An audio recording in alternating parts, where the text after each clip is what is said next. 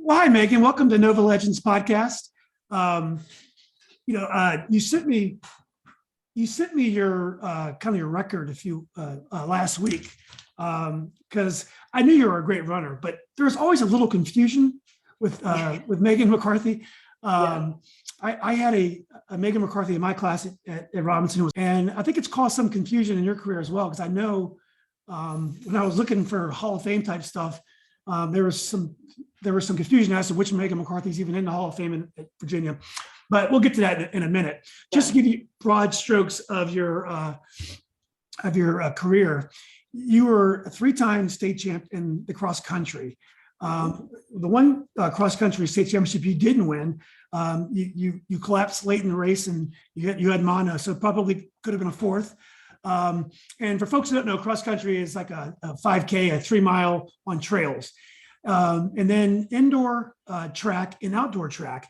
I think you won at least 13 or 14 more state championship individuals between those. Yes, I think that's right. I think it's like in total, I think it was 16 individual titles, I think, and then one team title my senior year of high school for cross country.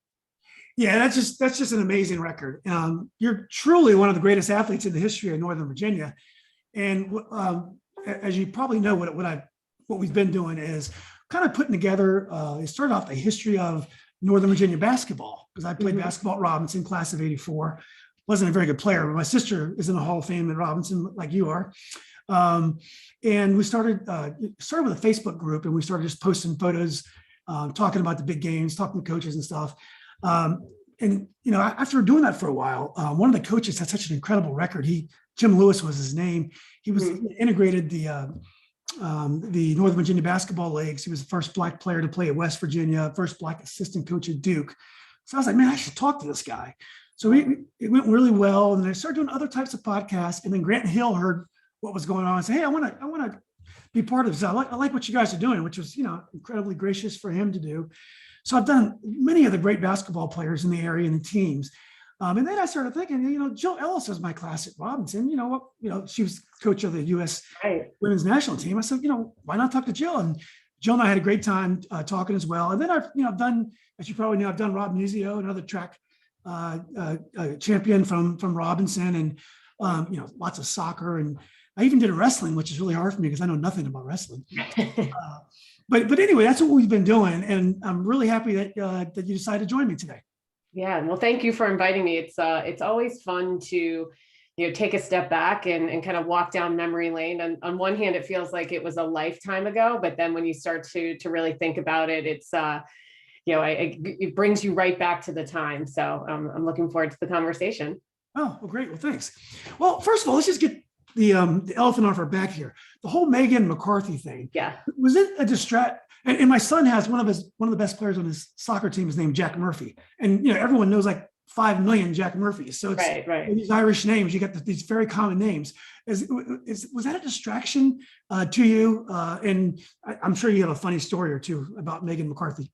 Yeah, so it's funny. I moved to Virginia in 1983, so I was in 4th grade from Florida.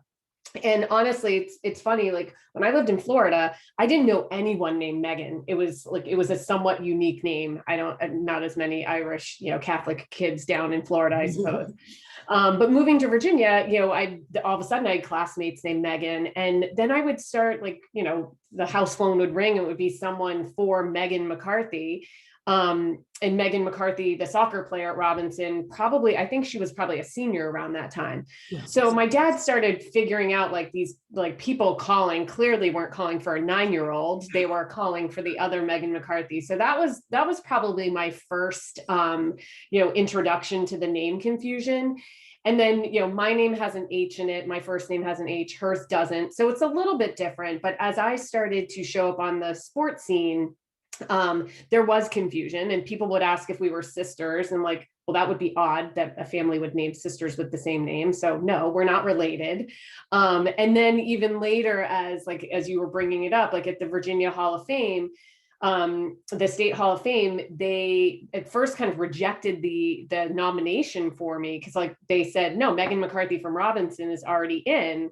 And we had to explain, like, no, Meghan McCarthy, the soccer player, is in, but not Meghan McCarthy, the runner. So we get through the confusion, but yeah, it's odd, I suppose, to think that there were two, female athletes at the same high school who were pretty successful with with basically the same name.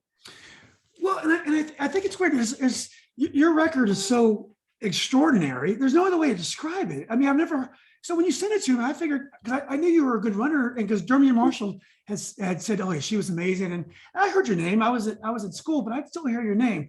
Yeah. I had no idea anyone could win that many state championships of anything. And right. So I was trying to figure out why didn't I know more about you? And I think another thing that you had to deal with as well, you were a little bit right on the heels of Erin Keough, who was also a great runner. So did Erin Keough from Langley, did that help you by bringing notoriety to your sport, or was it kind of like no matter what you did, you're not Erin Keough? Most people like me, I never won a district championship in basketball, and I would love to have a state title. Can you imagine? But did you feel like that the expectations on you were so high because of that? Well, it's interesting. Like coming in, like I knew nothing about running when I started running, and I'm sure we'll get into that in a moment. But once I got into the kind of running world, Erin Keough was this name and persona. I never met her because she was older than me and she was already running and at the University of Texas at that point. But her record, I mean, it's phenomenal, right? I mean, state champion, national champion, records that are still being broken today, 30 plus years later. So she was always this name in, time in record books that I would look at. But the reality is there were tons of good runners in Northern Virginia in the late 80s. I mean, you had Wendy Neely at Lake Braddock, who was also in that same, kind of echelon of runner, I would say, as Erin Keough. There were other runners who, that were in my time frame also really strong. There's twins. There were twins in Chantilly, right? That were good runners too, or is that after you? Yeah, I think they were a little bit older than me, so I didn't run against them. So I mean, the Northern Virginia had a lot of good runners. I mean, Robinson too. Like, I mean, I followed Gina and Tam McClare, who I know you spoke to recently. Again, they were a little bit ahead of me, but even at Robinson, they were, that was who everyone would compare me to. Like, you need to, if you're going to be the best runner, you need to beat their time. So it's, I think running is also, look, it's a sport that flies under the radar a little bit, right? It's not, it's not soccer, it's not football, it's not basketball. But I also think I did benefit from, participating at a time when, and we talked about this a little bit, like, it was odd that the Washington Post, the Fairfax Journal, the Burke Connection, there were 3 publications writing about cross country and track. Like, I look back, my father kept impeccable scrapbooks for me, and the volume of like news articles about cross country and track, it's funny because now today, like, you never see anything in the paper about races. So I did benefit from that, a time period where like newspapers were still a thing. And so I do have a nice history to look back on. Yeah, that's amazing history. So it's interesting about running because I moved to Lake Braddock in 72, 73. Okay. I was 6 or 7 years old, and my father ran because he was Army, and they had a PT test. But running, you didn't see people run back then. I mean, there wasn't a lot of folks. I remember he used to run in Chuck Taylor's, and he was a pretty serious runner. And it's just amazing how now, fast forward to now, everyone's running marathons. I do 5Ks. And everyone's like, why don't you do a marathon? I'm like, everyone's at a marathon. It's like a big deal anymore. Like, everyone runs marathon. They do double marathons. They do outdoor 24-hour runs. It's crazy what running is like now. And it's funny how it evolved these last 50 years, how much in our consciousness running is now. And it wasn't like that. And it started to happen when I was in school. And I think, it completely transformed while you're in school and after. Right. Yeah, absolutely. Well, and I didn't go into high school thinking I was going to be a runner. As I said, I moved to Virginia in the early 80s, and I mean, this is like, now I'm dating myself, but I mean, even then in like 1983, girls sports were still just kind of taking off. I mean, if you really think about it, I mean, I lived in Florida prior to Virginia, and I was on one of the first soccer teams in Central Florida. And then I moved to Virginia, and everyone had been playing soccer for years. And that was my sport. Like I loved playing soccer. I played, travel soccer with Vista, and then I broke my leg. So I had to take a little bit of time off of soccer. So there was a track club out of Woodson called the Pinnacle Track Club. And one of my neighbors, Megan daughter, ran for Pinnacle over the summers. And so she's like, well, look, why don't you come and run this little, we'll do a track club over the summer. And as I was kind of working my way back for soccer, so I did that. And my plan because I actually went to Lake Braddock for 7th and 8th grade. I didn't go to Robinson. I went to Lake Braddock for 7th and 8th grade. We had a track meet against Robinson when I was in 8th grade, and I ran the mile, and it was actually a really fast race. And I remember the Lake Braddock coach, Marshall Windsor, came over to me, and he's like, oh, I can't wait to have you on the cross country team in the fall. And I was like, well, I'm actually going to Robinson in the fall. And he couldn't believe it. So when I went to Robinson, I ran cross country only because soccer was a spring sport. I figured I'd run and get in shape and then just wait and bide my time to play soccer. So I never really thought that running would be my sport, or what would, kind of take me to college. I really looked at it as kind of a means to an end, as a way to stay in shape for soccer. Yeah. Well, and your father, Kevin McCarthy, not to be confused with the minority leader. Yes, definitely not to be confused. Now, were your parents runners as well? Did you have a No, okay. No, not at all. Like, so it's I mean, my dad played high school sports, right? I mean, he too was he moved around. His father was in the Air Force, so he bounced around. He actually graduated from what was Lee High School, what is now, is it John Lewis, I think. So, but my dad just, dabbled in sports. He wasn't, and then my mom didn't do any sports. So yeah, I don't know the sports. I'm not quite sure where it came from. I'm the second of 4 kids. My older sister didn't play sports. Then it was me. My brother ended up, he played a bunch of sports, but he also ran at Robinson. He ended up running at Georgetown. So the two of us were kind of the two that led with the sports. And my youngest sister, she played or she ran in high school and played field hockey and things like that. Was your brother also a natural lightweight? Was he a little guy? No, yes. I mean, I guess, yes, I would say when he was a freshman when I was a senior, and he was, we're both young for our grades. So he was on the smaller end, but then by senior year, no, he was a distance runner, but, ended up being an All-American at 10,000 meters, at Georgetown. But I'm talking about, was he big, and was he a big guy, or is he a little guy, or is he? No, he's, I'd say tall and thin. Yeah, tall okay. and thin. Okay, yeah, awesome. So before we get to your freshman year, Vista team, what was your Vista's team name, and what was some of the girls on your team? Do you remember? Gosh, I played for the Vista Hawks, and gosh, I don't know. Our team was made up of girls who ended up at like Lake Braddock and West Springfield. And then after I broke my leg in 6th grade, then I ended up playing for Springfield Youth Soccer for the Silver Eagles. And one of my closest teammates there was Andrea Frankowitz, who was she played soccer at Lake Braddock and then ended up playing at University of Maryland. So it was intense. Like we played a lot of soccer. I did the whole kind of like Olympic development, like ODP, Olympic development program. So spent most of the summer before my freshman year of high school up at UMass doing a lot of the ODP work. And my Springfield youth soccer coach, Dave Stafford, just really believed in running, having a really fit team. Like it was, we were never going to get beat by being, like out fitnessed by the other team. And so we did a lot of running at practice. And, one of the other, defenders, outside defenders like me, Jill Baumgartner, who ended up she ran at West Springfield, freshman year, I was state champion in the mile and 2 mile, and she was the state champion at 800 meters. So I think it just proves, and neither one of us had really run before high school, but it just proved Coach Stafford really liked to get the most out of his soccer players.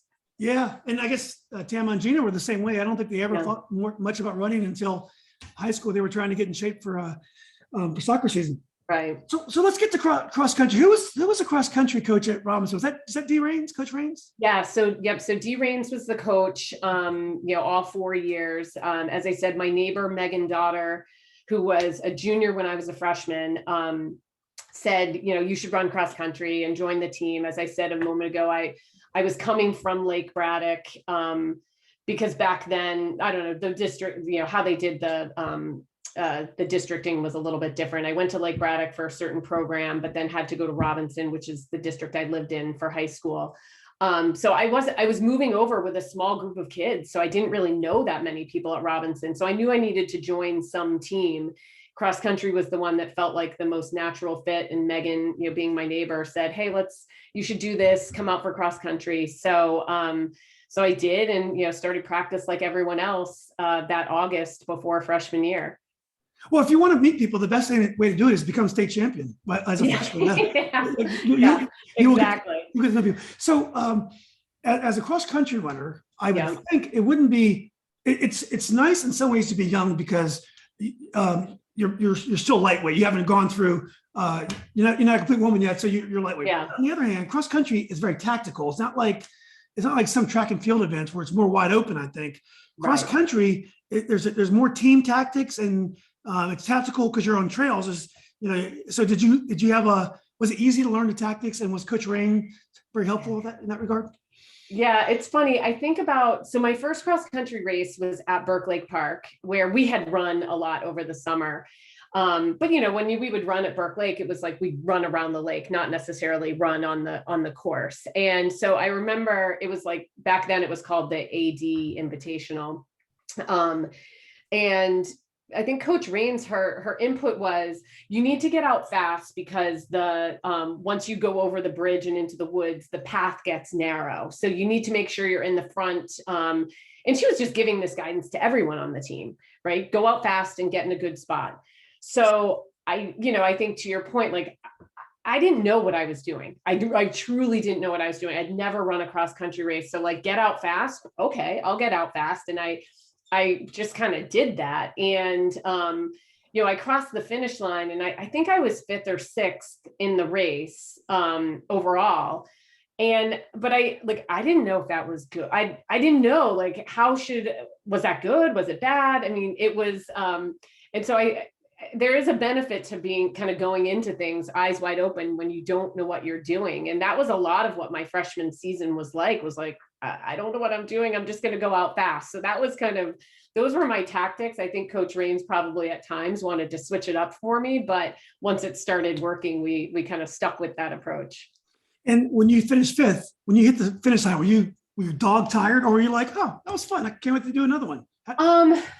I was definitely tired because I'd never run, at Burke Lake, it's, I think, a 3-mile course. I'd never run that far in a race.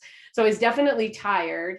And it was exhilarating. I mean, the thing about cross country that I don't think a lot of people understand is, yes, it's an individual race, but it's very much a team sport, right? There are 7 people on a varsity team. The top 5 runners score. So and the lowest score wins. And so it's very much a team sport. And I loved when I crossed the finish line and realized I was in 5th or 6th, that was contributing to the team. And, I was definitely tired. I was excited for our team. And, at that point I was like ready to move, get to the next race. Cause it was fun. I loved it. I loved it. So when you go through your fall season and you're at a new school and you win districts, and then when you won districts, did it occur to you that winning regional and winning state is very much in the mix? Or you're like, wow, I won district? What did it feel like when you went through each stage?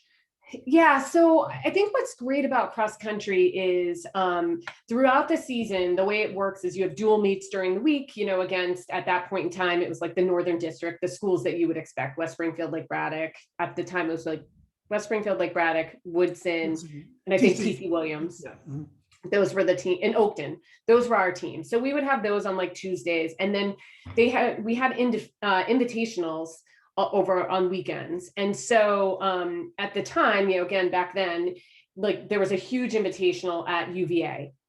And it's also the same course where the state meet was held. And so same thing, Coach Raynes said, get out fast because the course gets narrow. And then at that course, there's a really steep hill right after the mile mark. And so you want to be out in front. So the benefit that I had throughout that fall season, my freshman years, those invitationals, you're running against people from all over the state and actually all over the East Coast. So I won that UVA invitational. And that was my first race that I won. And I couldn't believe it. I'm like, wait a second, I just won this race. And I remember calling my dad from a payphone, which is also funny, but I was like, hey dad, I won the race. And he's like, oh, you won for freshmen? I'm like, no, I won the race. And he's like, oh, you came in first for Robinson. I'm like, no, dad, I won the race. And he couldn't believe it. And so I remember pulling in on the bus back to Robinson, and my dad's like sitting there on the car, like he didn't believe me until I showed him the trophy. I'm like, Dad, I won. So I had a few of those examples of like UVA and William and Mary and running these invitationals. So as I headed into districts, I had like a good feeling that if I ran well, I had an opportunity to win. And, I also had a really good team behind me, like that. It was Lake Braddock was really good. West Springfield, like all of those teams were really strong. So for me, I wanted to win individually. Yes, I'm definitely motivated by that, but I was as motivated as doing well so that our team could win. And that definitely was a part of the mix. So I think, I won districts, I won regions, but our team also qualified along the way. So we went as a team to that state meet, which was great. Real quickly, you said your team is great. Does each person run for their own result, or do they run like in cycling for the result of the best runner? I mean, is there pacing involved, or look, everyone's just trying to finish the best you can. Good luck. See it to the finish line. Yeah, so there's definitely tactics. I mean, as I said, the top, you really need a good, solid, at the very least 1 through 5, because those are the scores, but even better 1 through 7, because if one team can put 7 runners in front of the next team's 5th runner, obviously that's good because you're pushing that other 5th runner back. And there are certainly tactics as you based on the course, like is it a really hilly course, and where do the hills fall within the 3 miles or 5,000 meter course. So, you don't want to go out so fast that you're dying by that last mile. And, there were instances where, on our team, maybe there were 2 girls that could really pace each other well and work together to kind of move their way up through the pack. So it's not just like the gun goes off, every man for himself, cross the finish line and hope you win. There's definitely tactics involved. And as I said, because we raced against our biggest competitors all of the time, like you knew if you were ahead of, someone from Lake Braddock or ahead of someone from West Springfield or ahead of someone from West Potomac, if you were having a good race or not. So there's a lot of that goes into the strategy as you think about each race. Yeah. Well, okay. So your team is strong. Real quickly, Coach Raynes. What kind of coach is she? And what did you learn? What did you learn from Coach Raynes? Yeah. So Coach Raynes, I would say she was a pretty tactical coach. She had very specific workouts that we were doing a good, during the week, a mix of kind of longer runs plus speed work. We were not a high mileage program. I mean, if I went back, my guess is we were probably running 30 miles a week, 35 miles a week, which sounds like a lot, but I'm guessing that's probably what we were running. I mean, I would say as a coach, like during races, she was fairly quiet. I mean, I think about some of the coaches that were in the Northern District, Northern region, who were much more vocal. Like I can think back to like Burke Lake, and you could hear Marshall Windsor's voice coming across the lake. You would be on the other side and you could still hear him through the woods. That was not her, but she would pick her spots to be on a course where she knew we could hear her and tell us like our position or what we needed to do. So she was my primary coach for cross country. At Robinson, other coaches would be mixed in during the track season. Coach Roop, who was a science teacher, he did indoor track. Maynard Hines, while he wasn't my specific coach, I worked with him a bit, during the track season, more on strength. And he was just, as Coach Raynes was kind of quieter, like Coach Hines was a really great motivator. And like, I still think of things that he said to me 30 years ago today. So it was a good mix of coaches, I think.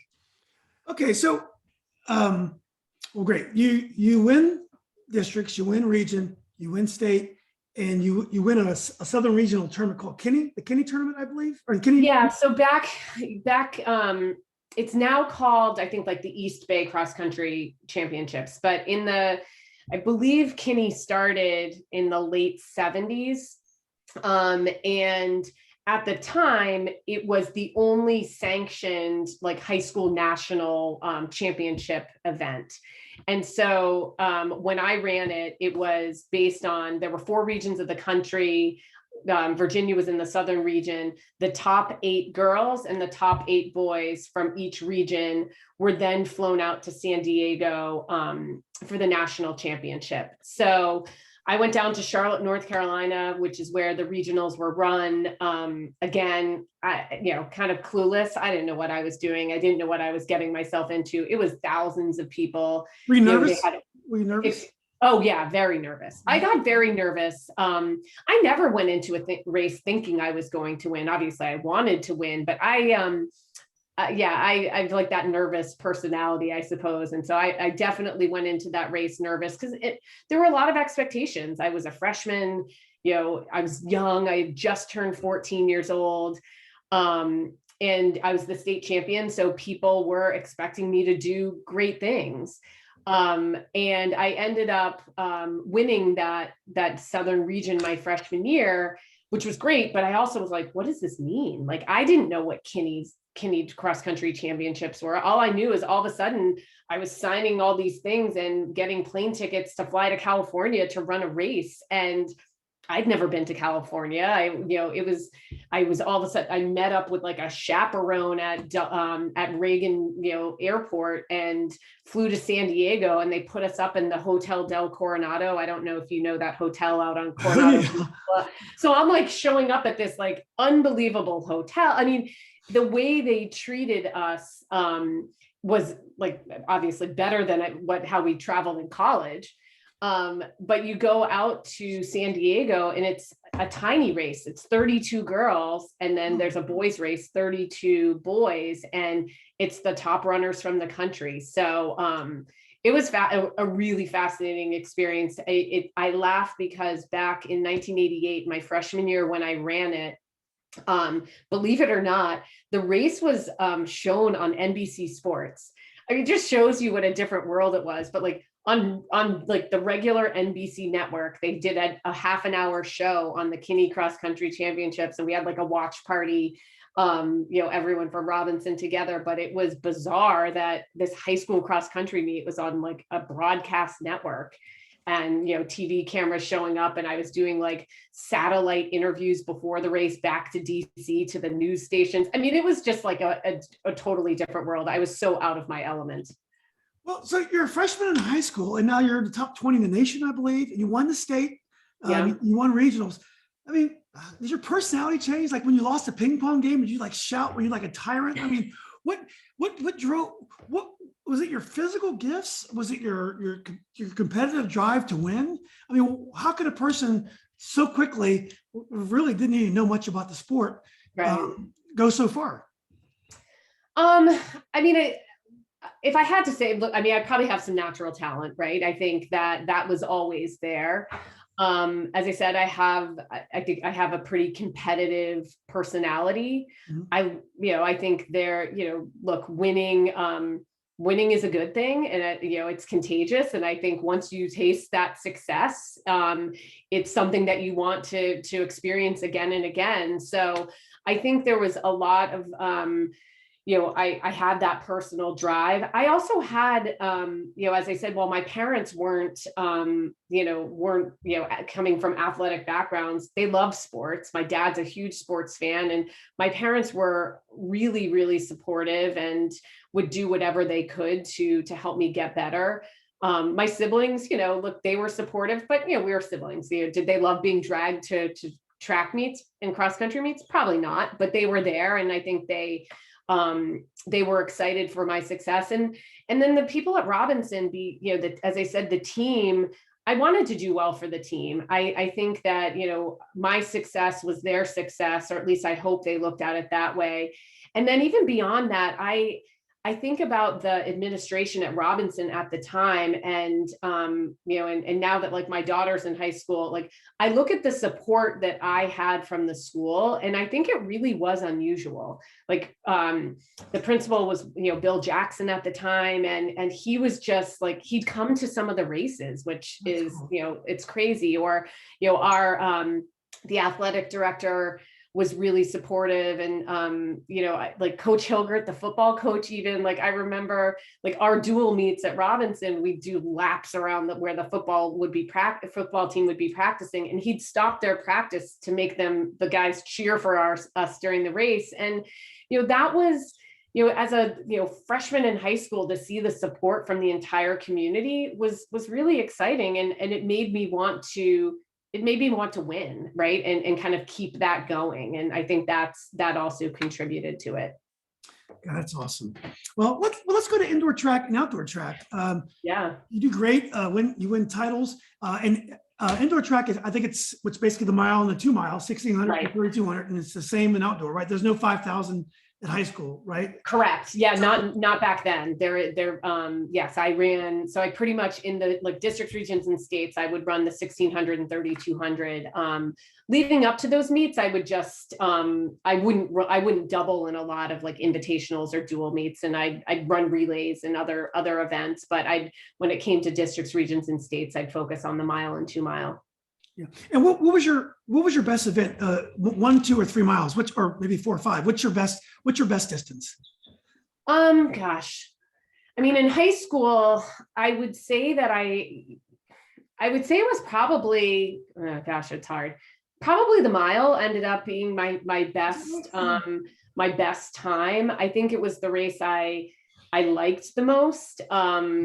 Especially indoor track, 2 miles, 16 laps you kind of can lose focus there for a little while, but the mile is short enough. And I think the mile is an easy one to set a goal for, because, I think it was like, the goal was, let's break 5 minutes, right? That's like a barrier that people kind of understand. If you break 5 minutes in the mile as a girl, like that's pretty good.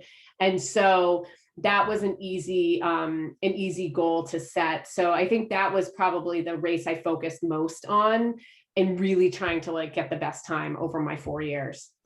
Right. And did you generally enjoy indoor and outdoor track? I mean, which did you like better? I mean, indoor track, I love the energy, like when you're at a track meet, especially the relay races and stuff. Outdoor track is kind of a slower burn. It takes a little more patience to watch everything. Which did you prefer as a competitor? That's a great point. I think I did like indoor track, and look, we were really lucky at Robinson because we had George Mason, right around the corner.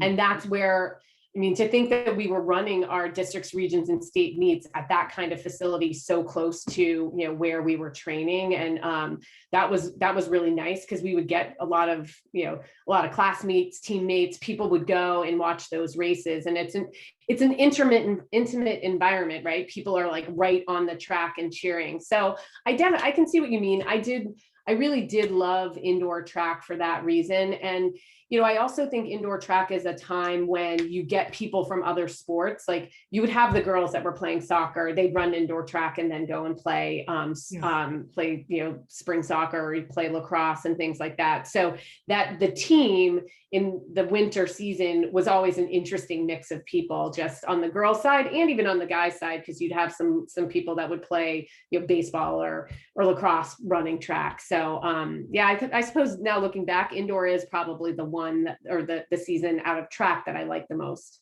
Yeah. Well, this is kind of annoying, and I don't want to focus on this, but you lost the state championship. You're not supposed to do that, Megan. And so your sophomore year cross country, you're sick and you actually collapse in the late stages. And it's one of the only big meets that you lost in high school. I mean, you've proven you were a human. I'm not trying to give you a hard time, but what are some of the things that went into that, and how did it affect you as a competitor? Yeah, sophomore year was an interesting one. I think I had finished basically my freshman year with the exception of that first race of the year in cross country.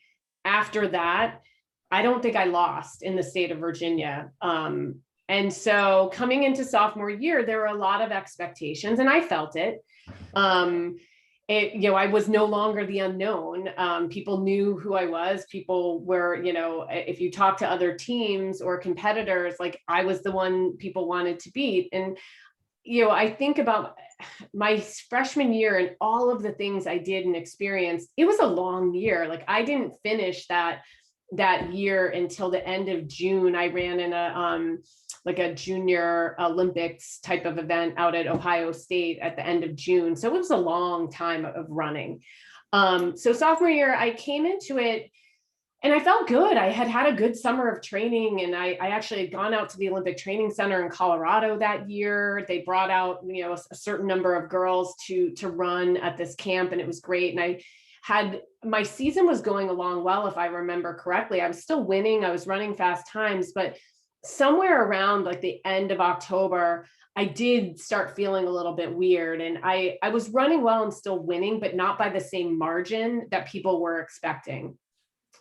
And that state meet, I remember driving down to UVA and like sitting, and I couldn't keep my eyes open in the car on the way down. And that was unusual. That was a weird thing. But I kind of was like, I don't know, maybe I'm just tired. So I ran the race, and I was doing my thing, and I was in the lead with 400 meters to go. I remember you crested a hill and took a left turn to go around like to this flat field to the finish line. And I remember going up the hill, and I was just kind of weaving a little bit, but I had no control over it. And I ended up collapsing, and a coach ended up I don't even know who he was. A coach from a team ended up picking me up and carrying me to the finish line. Nothing was even found after that meet. And it was just kind of, it was disappointing. I was heartbroken that I lost. I felt like I let a lot of people down. I let myself down. It was really hard. And so I took a couple of days off of running, but then I went back, and I ended up running, going back to Kinney, went down there and qualified for nationals again. Wow. So I ended up, I think I was second at the regions. I didn't win. There was another girl named Megan Flowers from Texas. We kind of traded off and on all 4 years. So she won that year. I came in second. I still went out to California, ran the race, didn't run well. And it was after that race when I was diagnosed with mono. So it was still another month before we figured out what was going on.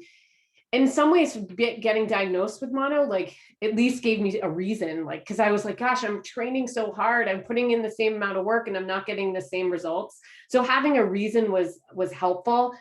It was hard though, because it was hard for me to see how happy people were that I didn't succeed. Really? And that was hard. People, competitors, no one was sad. No one was unhappy that I didn't win that state championship.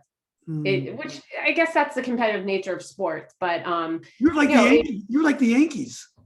yeah, I know. And actually now being a Red Sox fan, I get it. But it did when I came back and I took a little bit of time off, not that long, but I came back to indoor track and ended up winning districts, region, states, mile and 2 mile. Like that that was like redemption for me. Like, and it kind of put me back on the right course. But it's like everyone wants to beat the one that's out in front. And I knew that because I was doing the same thing the year before. And it just, it was a good learning experience. And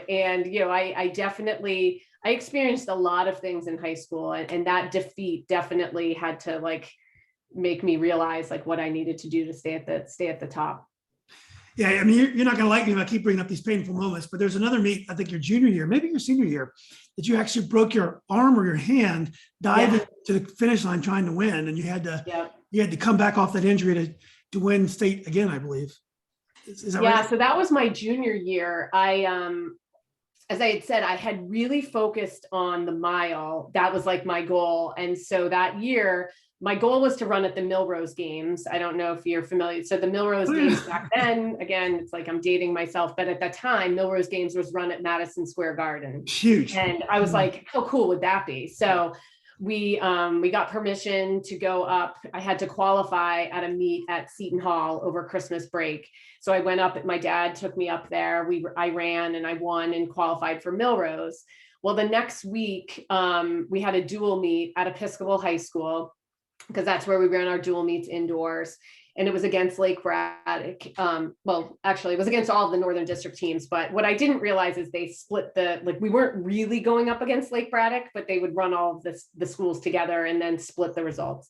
So I was running a 4x4 relay, which I never got to do, but I loved running that relay. And I wanted to win. And so I dove at the finish line and to win. And I broke my arm doing that. So, and then it turns out Lake Braddock wasn't even, in our heat, but whatever.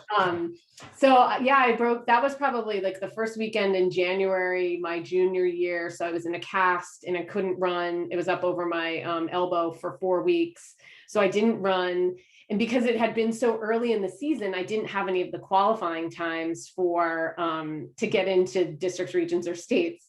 So it was funny. I went into districts and I'm like, okay, I know I need to just get top 8 to move on to the next week. And I knew if I could just get by, I could get enough fitness to get to the state meet. So I remember, in the mile, I did have a time because I had run really fast. So that was fine. I was on the inside, but on the 2 mile, the way they do it is they have like 2 lines of runners.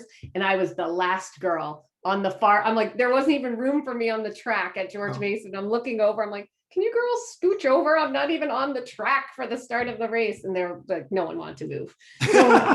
No one was feeling any sympathy for me at that point. But so it was an interesting time. I did run at Milrose with a cast. I did horribly, but it was, I wasn't sure if I was going to have another opportunity to run it. So I went up to New York and did it. And then my senior year, I qualified again and I redeemed myself with that performance. But I think that's just, again, my competitive nature came out. I don't know why I felt the need to dive, but I did.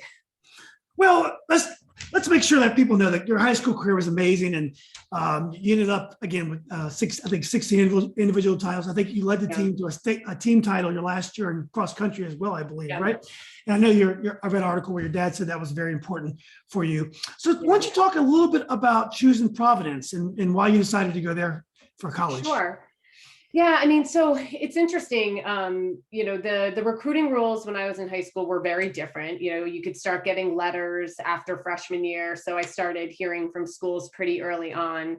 When I was running, what was great is the Big East Conference, which was back then the original Big East, had really, really good cross country teams. So you had, Georgetown and Villanova and Providence College and so those were some of the schools that I was interested in. I was familiar with them. My parents, were both from the Boston area. So I had kind of that New England sensibility. But yeah, when I started looking at schools, going to Robinson, where it's such a huge high school, I was sure I was going to go to a big college. But as I started going on recruiting trips, I felt more comfortable at a small school. And I also, as I said a moment ago, being the number one runner on a team, and having those expectations, it's hard. And so I wanted to go to a place where I wouldn't be the number one runner. And I know that might sound odd, but I wanted to contribute, but I didn't want to have the pressure of being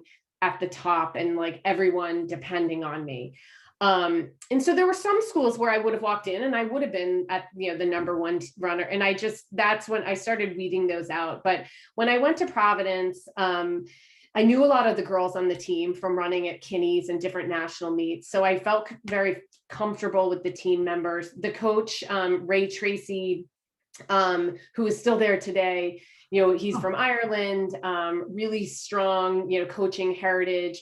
The team at Providence College, the women's team had, been placing in the top 5 at NCAAs. They had come in second one of, a couple of years before I got there. So they were a top program. And I just felt like his coaching philosophy, it wasn't like a super high mileage school at the time. I was not built for running 100 miles a week. That wasn't my, physically, I couldn't handle that. And that's not where, as I said earlier, Robinson, we weren't high mileage. So running 50 to 60 miles a week felt manageable to me. I still ended up getting hurt and having a lot of stress fractures even at that mileage, but going into it, that Ray's coaching philosophy felt better for me. So yeah, I went to Providence. We had a really good cross country team. We placed in the top 5 at NCAAs my freshman, sophomore, junior year. And then we won the NCAA title my senior year, beating Villanova and ending their streak of, I think they had 5 or 6 NCAA titles in a row, and we were the team to break that streak. So it was exciting to be part of the team to bring the first national title to Providence. That's awesome. And in college, do all the cross country runners also do indoor and also outdoor as well? Yes. Yeah. So we, for the most part, everyone runs, at Providence, because it's mostly a team, a school focused on distance running. So we all ran cross country, then indoor track and outdoor track. So in college, I transitioned more to like the 3,000 and 5,000. Didn't run the 1,500 as much. And yeah, ran all 3 seasons, all 4 years. So, when I graduated from college, I was kind of ready to, I had a good college career, probably not as successful, or definitely not as successful as I was in high school.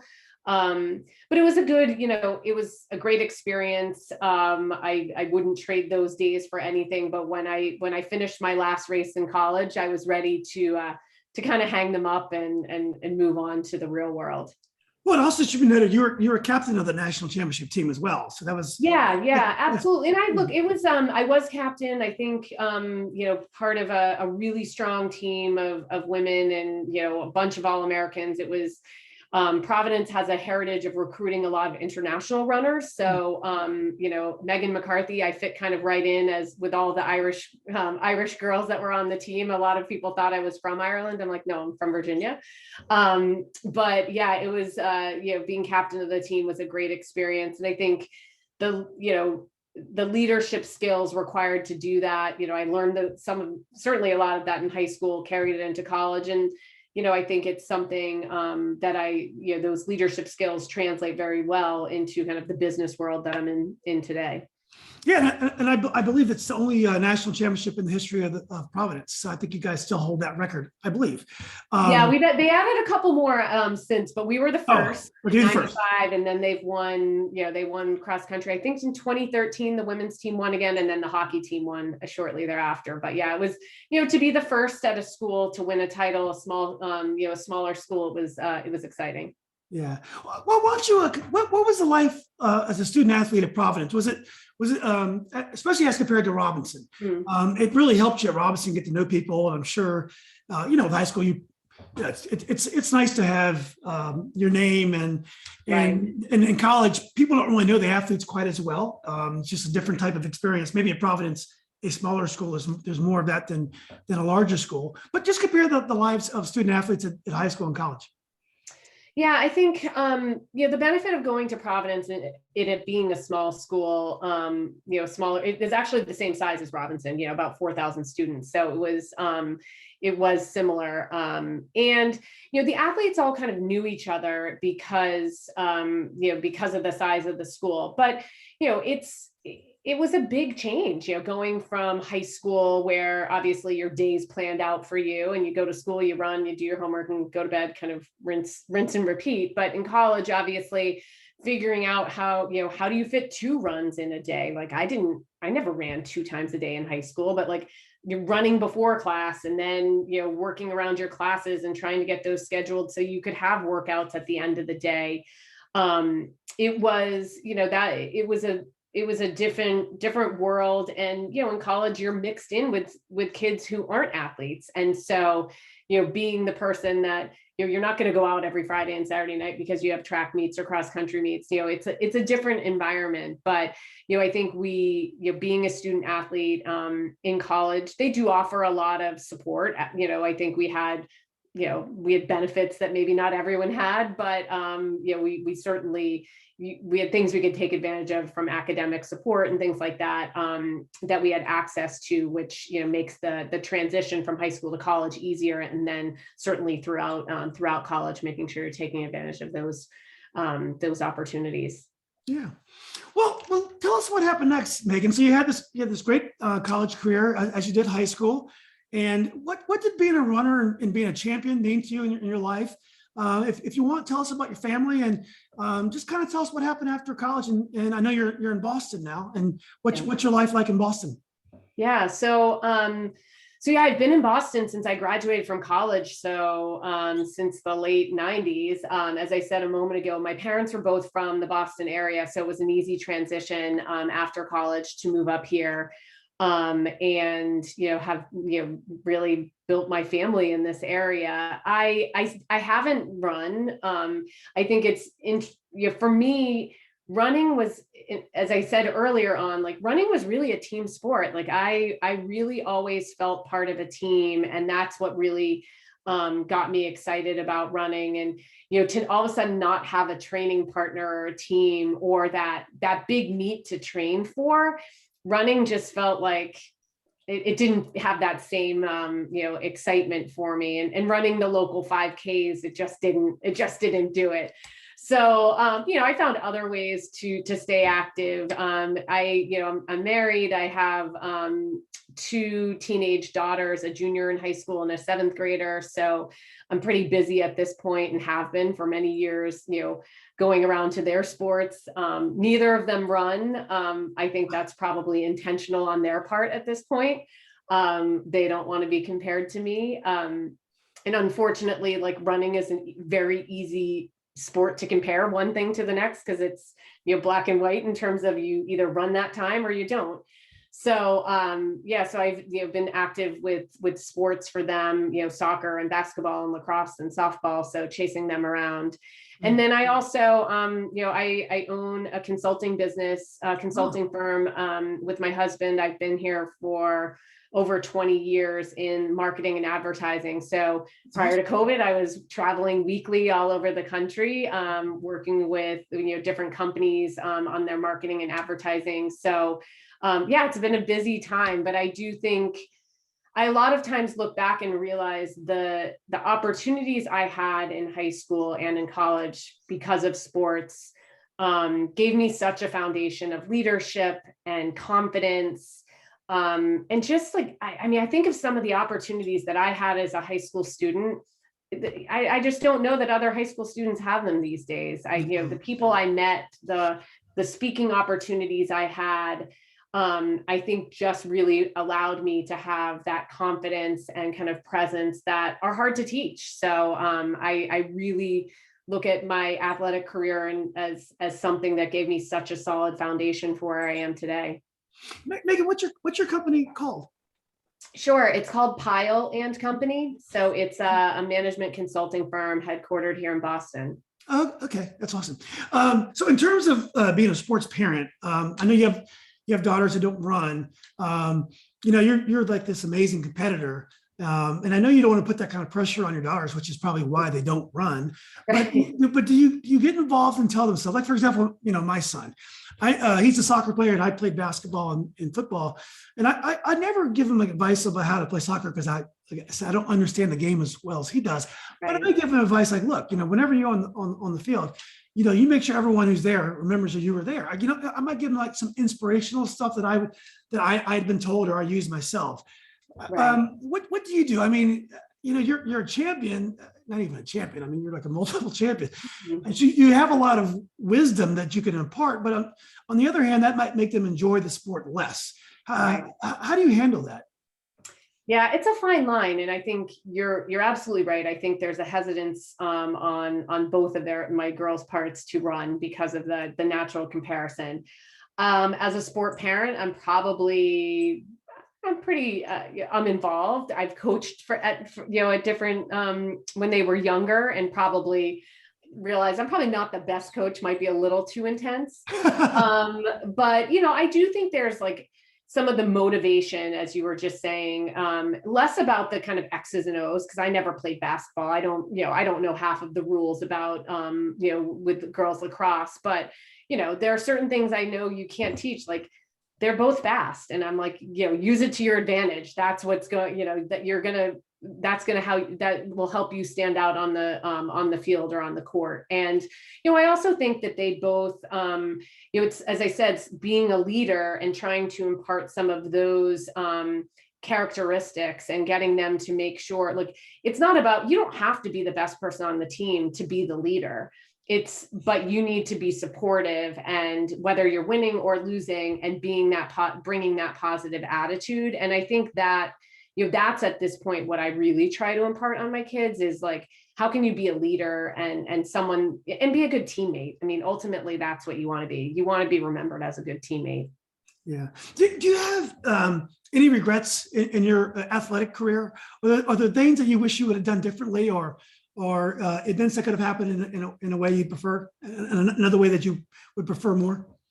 Gosh, it's a great question. I don't I don't know that I really have any regrets. I mean, I think as I said a moment ago, especially in high school, I had such an experience, and it was different from other people, and I get that. I had a different high school experience than a lot of people at Robinson. I loved it, and I had access and opportunities given to me that I know not everyone had. So I don't think I had any regrets there. I do think in college, do I regret that I didn't have the same level of success? Yes. I think that's probably a place where I probably have the most regret, but at the same time, it's not that I didn't have a good experience. I just think there were times, it's a long season. It's a long, 4 years of training. And I probably could have been more focused at times, but at the end of the day, overall, it was a great experience. Yeah. So last year, my son got, and I have two daughters as well. They're dancers and cheerleaders and a cheerleader. But my son was announced in the starting lineup in the state championship soccer game. And I told him after the game, I videotaped that. And I said, this is a moment you never forget. They ended up not winning the game, but this is a moment you never forget. And it's something else, because I've always been a fan of high school basketball. Every year, my sister won 2 state titles at Robinson. She was a starting point guard. So I knew what that was about because I watched it. And I was never able to achieve that as an athlete. I mean, no one tried harder than me. Now, maybe I could have trained harder off the field or court, but on the court, no one tried harder. But I never knew what it was like to be that kind of champion. So, I really salute you and all the things that you accomplish. And Gina told me you're a wonderful personality. She says you got a wonderful person. She has a wonderful personality. You have to talk to her, and you're just very mild mannered. It's just confounding to me that a person can do that much winning and could be anything but unbearable in all the course of their life, because when you have the ability to win that much, I would think it would make you very impatient. So yeah, I think some of that is, I'm definitely impatient. Don't get me wrong there. But I also think, look, my parents, as I said, I'm one of 4. And my parents, they kept me in check. I know it wasn't easy at times, and I definitely pulled the, oh, I can't help rake the leaves this week, Dad, because I have a big meet coming up. Believe me, I pulled that more than my fair share. But I think my parents did a really good job of, keeping me humble and making sure, just keeping me in check, because it could have been very easy, at times to be like, oh, I'm state champion, I don't have to do that. But and even at like gym class, I remember like, freshman year in gym class, running the mile for the physical fitness test. And I remember saying to Miss Raynes, because she was my coach and the gym teacher, I'm like, come on, coach, do I really have to run the mile? I just ran it over the weekend. She's like, yes, Megan, you do. So I'm like, oh, fine, I'll run the mile. Yeah. Well, look, Megan, it's been great meeting you. It's been an honor meeting you, actually. I'm so glad you decided to do this.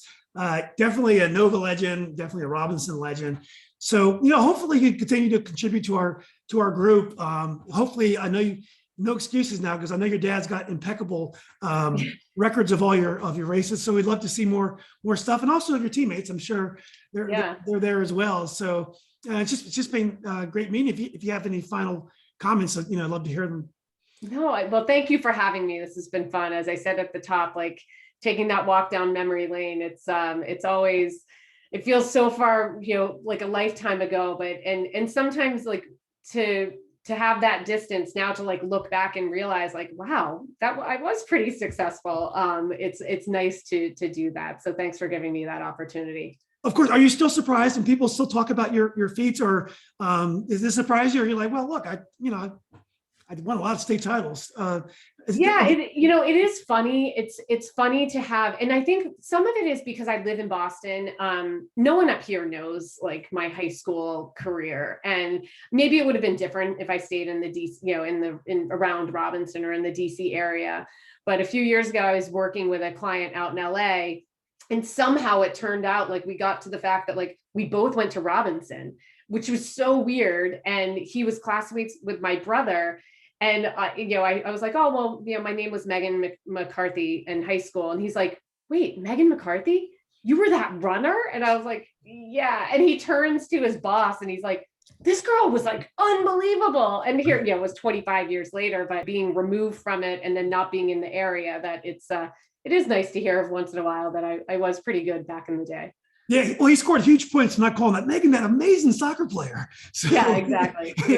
So, well, anyway, Megan, well, look, it's been wonderful talking to you, and very nice to meet you. So hopefully we can keep in touch. Absolutely. Thanks so much. It was great to talk to you. You too. Have a good weekend. Have a good one. Okay. Bye-bye. Bye.